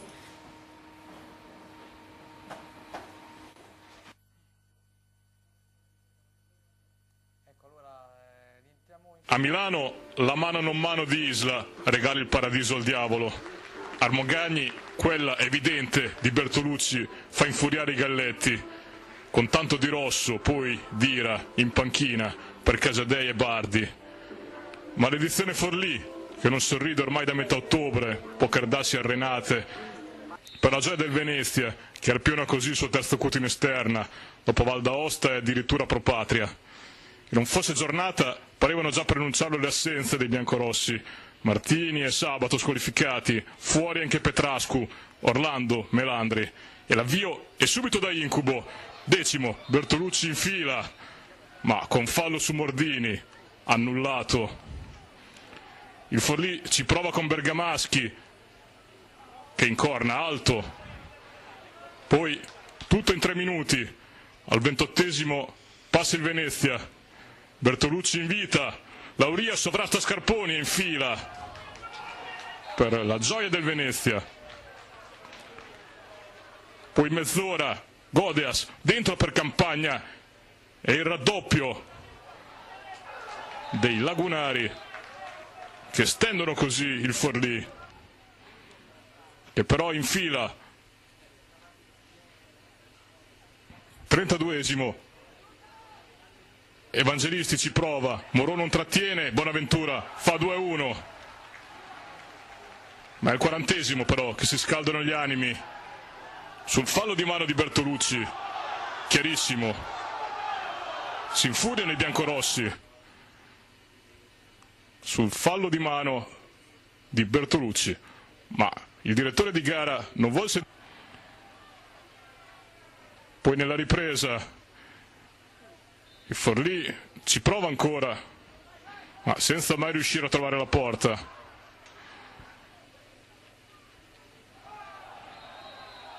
Poi il rosso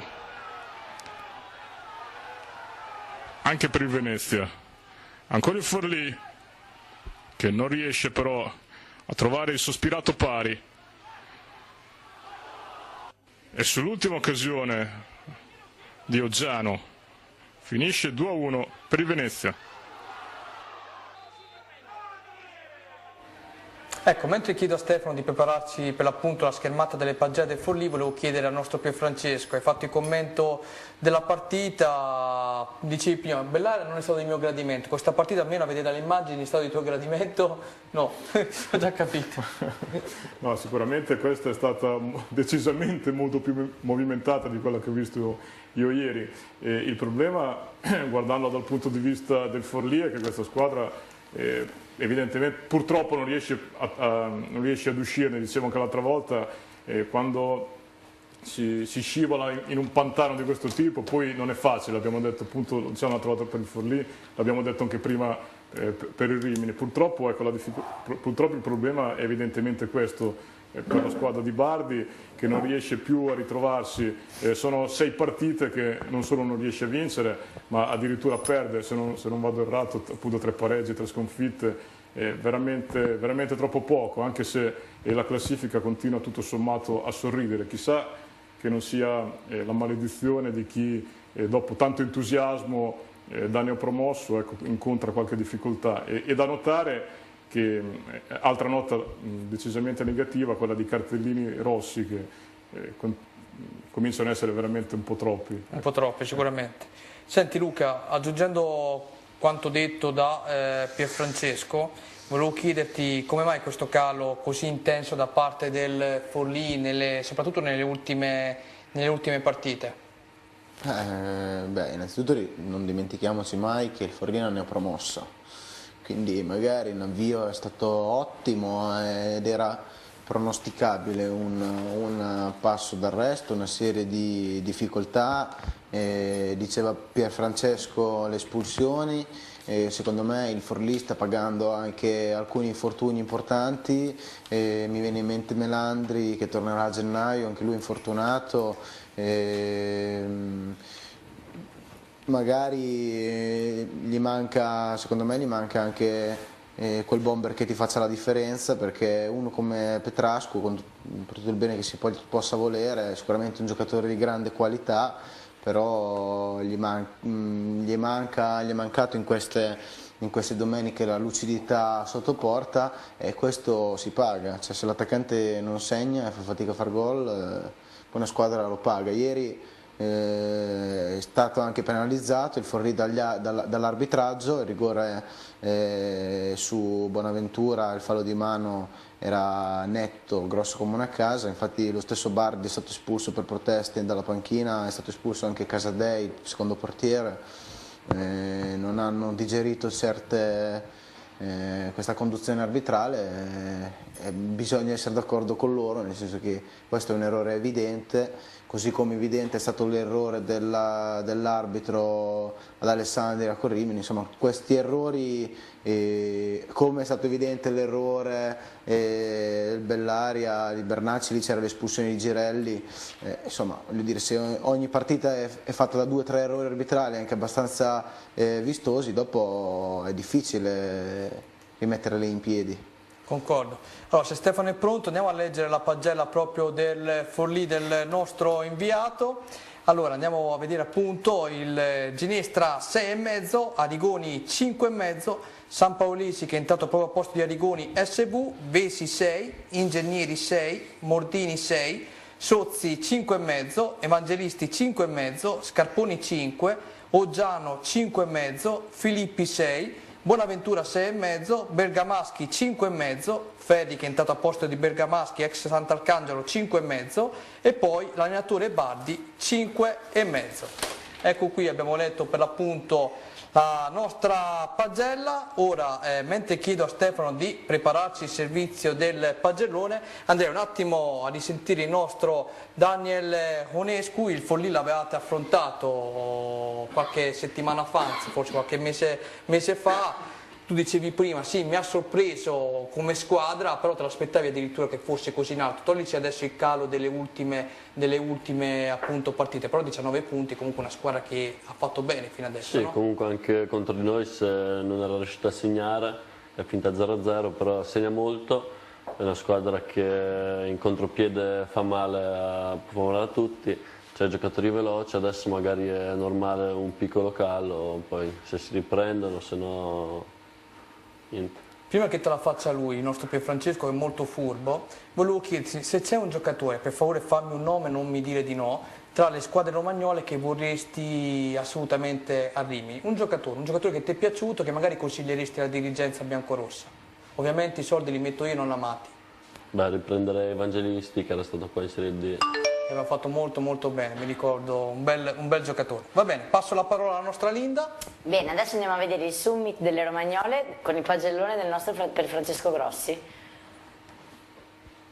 Rimini 5, nulla da fare, il sortilegio non si sblocca e ad Alessandria si cade per la terza volta, come Gesù sul Calvario. E solo per quel che riguarda le spedizioni in esterna, perché se ci si aggiunge anche Monza e Bassano al Neri si fa veramente grigia. Non è bastato l'amuleto Taddei, seppur in campo solo nel finale. Trafitto a freddo da Fanucchi, trafitto dall'ex Degano, pur tra gli applausi, pur nella consapevolezza di esserci sul campo. Ma la classifica, con una vittoria sola, come il Casale, solo il Milazzo a 0, ora fa paura. Spettro spareggi, quelli per non retrocedere. Forlì 5, il Pantano e quelli da fare annaspare i galletti. 3 punti in 6 partite, un gol nelle ultime 3. Sembrano aver improvvisamente annacquato gli entusiasmi da promozione e vibranti avvio da professionisti. E il rosso da cartellino pare più acceso di quello per la vergogna per tanto insuccesso. Che l'ira di Bardi sia segno di latente nervosismo? Chissà. Attenuante Petrascu, fuori, col Venezia. Ora la speranza di risalire è nel Casale. Sant'Arcangelo, 7. Giallo-blu a piazzare finalmente il loro sigillo di trionfo lontano dal Mazzola. Serviva la Sicilia per sorpassare il ricordo di quell'ultimo successo corsalo dell'aprile scorso a Borgo Abuggiano. E dire che per il greco Alcibiade proprio la Trinacria era stato un disastro. Terzo acuto in campionato, ossigeno, Settebello Anastasi, che tanto sbaglia, ma con regolarità tanto timbra. E poi Gioia Clementina, ritrovato Graziani, già superbo nella ripresa di Milazzo, fondamentale. Bellaria, 5,5. Primo inciampo di casa, il quarto dopo Monza, Bassano e Savona. Incespica Fall, sbotta di rosso Bernacci, si sbadiglia al Nanni. Nulla di tragico, se non l'inquietante incombere dei fantasmi societari, dei pochi mezzi che spingono al gettare nella mischia solo tanti ragazzotti. Nulla di tragico, perché c'è comunque sempre Pepe in questa stagione, che un precario Bellaria sta recitando mica tanto da comparsa. Ma guai distrarsi. Guai. Io stavo pulendo gli schermi mentre Pierfrancesco andava in onda con il servizio, molto sintetico. L'hai capita la battuta? I soliti 5 minuti, è stato bello il tuo. Ho fatto finta di non ridere in diretta perché altrimenti moriva il gatto, però sono felice, sono felice. Invece ma avevi capito chi è Festa? Non Sì. parlavo delle pagelle. Sì, Hai capito? ho capito chi è Festa. D'accordo. E io e te dobbiamo fare tanta festa, ho già capito. Guarda, ti prometto una cosa, prima della puntata di Natale io prendo l'Apino, lo guido e tu che ti metti sul carro a cantare per tutta Rimini. Lo dobbiamo fare, promesso, lo facciamo. Allora, sicuramente. Siccome che è più sintetico e poi vi faccio parlare a voi prima della fine della puntata e anche a mezzanotte, dopo e oltre, vado su Daniel. D'accordo sul voto che vi ha dato lui? Se d'accordo lo vuoi menare subito? No. Primo subito, primo No, subito. vabbè. Va bene. Chiedo intanto al nostro Stefano di prepararci lo spot, il secondo blocco di spot pubblicitari. Luca, sentivo durante il servizio che non ti è piaciuto il voto di Pierfrancesco dato a Rimini. No, più che altro volevo un attimo capire i criteri di giudizio, ero un attimo così Va bene, lo capirete dopo. perplesso sulle sue valutazioni, su alcune sue valutazioni, non solo il Rimini comunque. Però ricordati, lui alla partita se gli dai un pacco di low hacker, lui è felice, altrimenti ti dice come nel servizio di Bellaria e l'ho ascoltato. Se prendiamo l'andamento del Rimini e i risultati prodotti, il 5 è un regalo, però se prendiamo le prestazioni il 5 è stretto. Sul Bellaria se prendiamo la prestazione di ieri magari sono d'accordo, se prendiamo le prestazioni precedenti quindi facciamo un mix, allora merita sicuramente di più. Sant'Arcangelo idem, se prendiamo il complesso merita qualcosina di meno, se prendiamo la prestazione e il risultato di ieri allora ci sta il 7. E c'è un po' un criterio di valutazione che non ho capito, ma ci sta, insomma. Per Francesco sappiamo che è un mio mito da sempre, quindi a lui è concesso anche sbagliare. Quindi adesso mi piace perché gli ho fatto una cosa, non ha sbagliato. Ti faccio vedere nell'intervista di Morga da chi è offerto il servizio dell'intervista che fa lui, dopo lo vedrai, goditelo tutto, però prima... Infatti, per chiarire, scusa, solo un 10 secondi. 10 secondi cronometro. No, chiedevo a Luca qual è il criterio. 8, ecco, è sempre una media tra complesso delle prestazioni 5, e prestazione della domenica. 4, 2, 1, 0. Sono stato perfetto. Perfetto, sei stato bravissimo, sei stato. Stefano, vai pure con il secondo blocco di spot pubblicitari.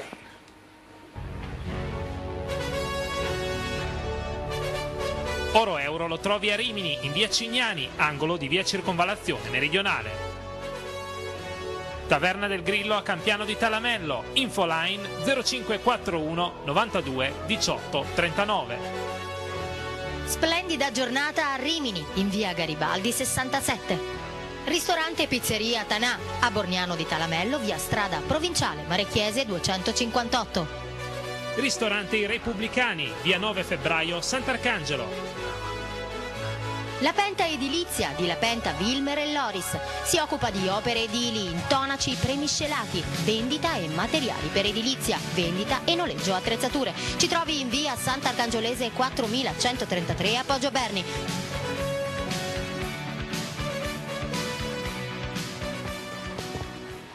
Stavo apprezzando la tua pettinatura di questa sera, stavo dicendo che stai meglio con i capelli lisci rispetto a quelli mossi che hai nella sigla, però complimenti davvero, una bella toppa abbiamo trovato e quindi siamo felici per questo, no? Nonostante la... questo cosa dice adesso? No, C'è una perla in arrivo. No, nonostante i conflitti che ho col mondo, col regno femminile, volevo fare i complimenti a Linda. Oh, grazie, che carino. Scusami, non dice fare i complimenti. No. Sì, quelli ovviamente sì. A proposito di mondo femminile, se mi permetti, volevo fare gli auguri in diretta a una persona a me molto cara. Prego, guarda lì, davanti che oggi compie gli anni, in questo momento sta festeggiando. Ah, quindi se ne frega molto di te. Perché è a molti chilometri di distanza, io sono impegnato. La tua ragazza? Lei è a molti chilometri di distanza, non ti dico nulla, però sicuramente mi sta ascoltando col cuore. Porca miseria. Francesco si sa che è un poeta. Io adesso, aspetta, io non sono un poeta come te, però la classica frase che rubavo per far colpa alle ragazzine, alle elementari, alle medie, alle superiori era questa: Stefano, vai in primo piano, mi metto vicino a Linda, così c'è la toppa. Non vorrei commuovermi. C'è la bella e la bestia, no? Quando siete pronti io posso recitare, eccomi qui. Ho quasi paura. La faccio io per te. Come si chiama? Almeno la lettera iniziale, come si chiama? Lettera iniziale. S, ho già capito. Allora, proviamoci, perché io vado a memoria. Lo proviamo? Magari tu aiutami, ce la sai anche te. Allora, io non so niente. Cara S, vorrei essere un uccellino per volare sul tuo lettino. Non per dirti pio pio, ma per dirti amore mio. Tanti, tanti auguri. Va bene? Grazie. Porca miseria, Dio mio. Bravo. Meglio di così, poi c'è una perla per te, Lind come la cioccolata Lind è stupenda, Lind come scoperto un poeta, adesso basta, direbbe qualcuno, Onescu, io lo saprete anzi, Daniel, che ti chiami più o meno come me, Daniele. Confermi, bella topa, no? Sì. Ecco, vedi? Anche lui. Ecco, vedi lui, pensavo stasera andiamo a prenderci una birra assieme, sarà contento D'Angelo, così viene a mangiarci una pizza con noi, dai.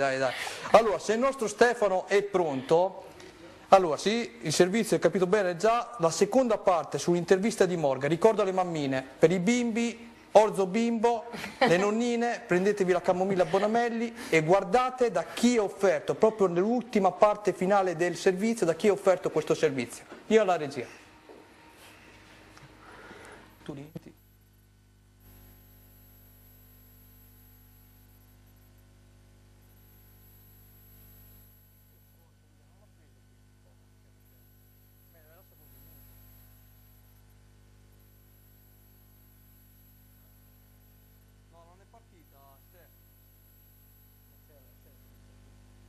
Il sogno?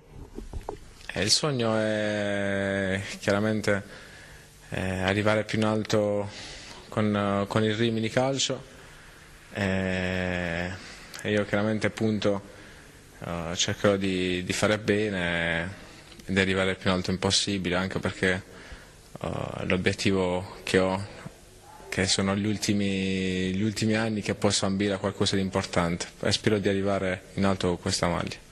Ecco, sei un elemento così importante per tutta la tifoseria biancorossa, ecco, allora raccontaci quali sono stati i tuoi primi passi, come hai deciso di diventare calciatore. Calcola che inizialmente calciatore parli dall'inizio, da quando sono piccolo. Inizialmente io ero partito con la ginnastica artistica perché è sempre piaciuto il calcio. Però allo stesso tempo i miei genitori ci tenevano tanto che crescevo un po' fisicamente, quindi mi ero dedicato un po' alla ginnastica, che allo stesso tempo mi era piaciuta molto e quindi ero diventato anche abbastanza bravo lì, infatti ho fatto anche delle gare nazionali, però poi il calcio era sempre il mio sogno e poi ho cambiato e per fortuna piano piano sono riuscito a diventare un giocatore professionista. Infatti ginnastica artistica, ricordiamo tutti le tue famose acrobazie dopo i gol, insomma, raccontaci qualcosa. Sì, quello è un segno di tutto questo, infatti è uno sfogo mio personale che quando faccio gol è una cosa proprio che mi è rimasta dentro e sono molto contento, non faccio fatica a farla, quindi chiaramente sai, più gol faccio e più mi rimane ancora... mi diventa ancora più facile, però è uno sfogo che ho e spero di farla tante volte quest'anno. Invece c'è un'esultanza guardando anche la Serie A che ti piace, ti ispira? No, vabbè, io comunque sia credo che le esultanze sono sempre una cosa personale. Questa è una delle poche, chiaramente non tutti riescono a fare quella che faccio io, ma comunque non sono uno che copia, è una cosa proprio uno sfogo mio che spero ripeto, di farne più possibile, chiaramente sempre se sono gol importanti, perché se no non ha senso farlo. A proposito di Serie A, chi tifa Francesco Morgan? Io sono interista. Ecco, appunto, invece dicevo in questo girone di seconda divisione, che cosa succederà invece al vertice? Niente, questo è un girone un po'... ci sono squadre molto forti, però allo stesso tempo non imbattibili, infatti noi siamo finora, oltre le prime 2 partite che abbiamo fatto un po' fatica, però abbiamo messo sempre in difficoltà tutti, siamo usciti sempre giocando noi la partita, non abbiamo conquistato i 3 punti, però ce la siamo giocati alla grande, quindi credo che sia un girone molto equilibrato, che diciamo niente si lotterà fino alla fine, fino all'ultima giornata.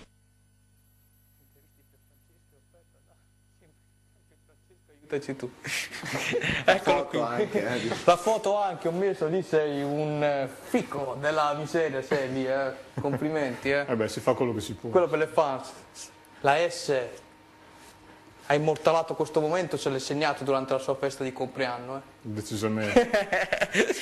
Mentre aspettiamo, no, anzi, prima di andare a vedere le immagini che vi avevo promesso delle altre gare della giornata di ieri, che poi commenteremo qui in studio mentre voi vi godrete le immagini, volevo farti leggere dei messaggi che erano arrivati, prego. Allora, è arrivato un messaggio dove dice: visto l'interesse suscitato nella puntata scorsa, informo il pubblico di questa godibile trasmissione che sabato il nostro Luca Filippi è stato pizzicato in un noto ristorante dei Colli Riminesi in dolcissima compagnia. Qui ci arrivano queste... Oh, è nato l'amore! Eccoci! Grande Luca. Con chi? Con Fall? Con Fall? No. No, specifico. Non c'è niente di vero, queste sono pallavolista o sono voci di mercato che però non corrispondono al vero. Era il compleanno di un amico, eravamo in una quarantina, non ci sono donne. E paparazzate. Colgo l'occasione ancora per rilanciare questo appello disperato. Donne, una, ne basta una, io non ne voglio 10, 20, una. Una, vuoi trovare il tuo amico, tra l'altro salutiamo Fabio che ci sta seguendo da San Marino, che mi dice sempre salutami, mi ha chiesto l'altra volta, ma dalla prossima puntata fate come slogan, mettete praticamente cercasi donna. Ok, allora io la metto qui che cercasi donna per me, cercasi donna anche per Luca Filippi. Poi metto così grande il mio numero di telefono, ci sarà una cristiana al mondo che mi chiamerà, spero. Non lo so. Allora. Senti, invece a proposito di San Marino mi sembra citassi... Sì, vuoi dire solo i risultati? L'onorevole Titano, ecco, vogliamo ricordare che San Marino è passato in vantaggio contro Lentella nel posticipo di questa sera. Chi ha segnato? Col mitico Max Coda. Ecco. Abbiamo capito? 2 secondi, ricordiamo, anche se scendiamo un attimo di categoria, la terza vittoria consecutiva del Riccione, dopo mesi di disastro è successo di tutto, ancora la società non è a posto, però almeno sul campo 3 vittorie consecutive contro Forcoli, Lucchese e domenica con la Bagnolese. Ecco, in settimana... Complimenti a Andrea Benedetti e a tutti i giocatori. Ne approfittiamo perché in settimana era proprio mia intenzione contattare il Riccione Calcio, speriamo che magari anche dalla prossima puntata che possiamo dare anche il servizio di Serie D del Riccione. Proveremo a contattarli magari anche con l'aiuto del nostro Luca Filippi e di Pierfrancesco Grossi. Daniel Onesco, domanda fondamentale, Luca Filippi cosa facciamo? Lo cediamo sì o no? Ritroviamo sta benedetta ragazza? Vuoi lanciare anche tu un appello? Non so, aiutatelo. No. Sì, a tutte le ragazze disponibili per lui di contattarlo, mandare un messaggio al numero. questa è la cosa più bella, Allora, ringrazio Daniel. Mi raccomando, contattate anche me perché dai, una cristiana in tutti L'importante è sapersi aiutare tra amici. Sapevo lo dicevo. Va bene, mentre noi chiedo al nostro regista di mandare in onda le immagini, noi andremo a vedere adesso Giacomense Valle d'Aosta, Pro Patria contro Renate, l'ultima l'altra squadra Savona Fano. Noi in studio parleremo per l'appunto di quello che è successo ieri. Volevo dirti anzi per Francesco, prima ci siamo limitati a inizio puntata a dire poco della Pro Patria, però tu hai visto che finalmente è arrivata prima al comando della classifica grazie al pareggio del Castiglione e alla sconfitta del Savona.